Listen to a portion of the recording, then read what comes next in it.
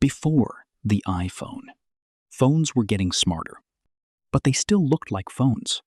Buttons, keyboards, tiny screens, menus, styluses, and plastic.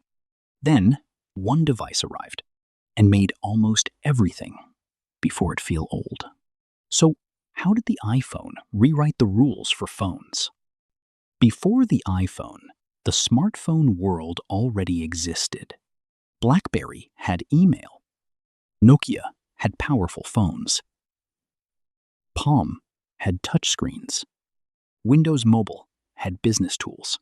But most phones still felt like machines you had to learn. You clicked through menus. You pressed small buttons.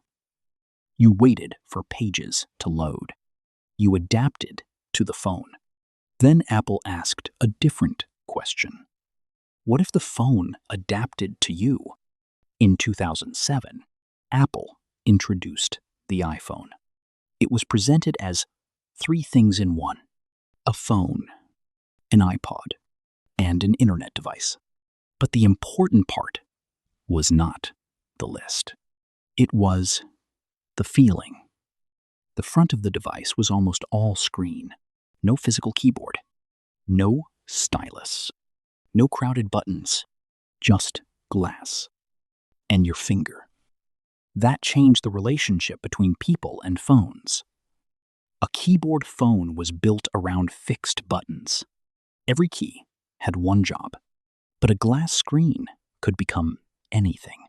A keyboard, a photo viewer, a map, a music player, a browser, a game, a camera screen, a store, a world. That was the hidden power of the iPhone. It did not simply remove buttons. It replaced them with possibility. At first, it was not perfect. The original iPhone did not have everything.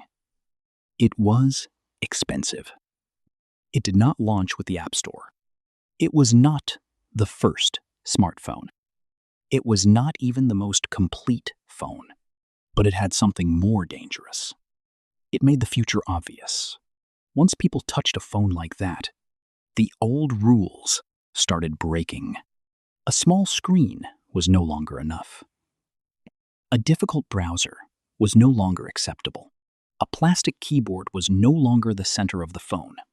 People started expecting phones to feel smooth, visual, instant, personal, and simple. That expectation changed the whole industry. Then came the next piece. The App Store. Because the iPhone was not only a device, it became a platform. Developers could build apps. Users could download them instantly. And suddenly, the phone was no longer finished when you bought it. It could keep becoming new. A flashlight, a bank, a taxi button, a camera editor, a game console, a social network, a map, a business tool, a pocket computer. That is when the phone changed from a product into an ecosystem. And once that happened, every other phone company had to respond. Some tried to protect keyboards. Some tried to protect old software. Some tried to copy the look. Some tried to catch up with apps. But the center had already moved. The phone was no longer about how many buttons it had. It was about what the screen could become. This is why the iPhone won. Not because it was first, not because it was perfect, but because it changed what people wanted. After the iPhone, people asked, what can this screen do next? That was the new rule. And companies that understood it survived. Companies that did not became history. The iPhone turned the phone into glass. Then it turned the glass into a platform. Then the platform changed everything around it. Cameras, music players, maps, games, shopping, social media, even the way we wait, travel, work, and remember. That is the mystery of the iPhone. It did not just rewrite phones. It rewrote people's expectations. And once expectations change, the old world does not come back.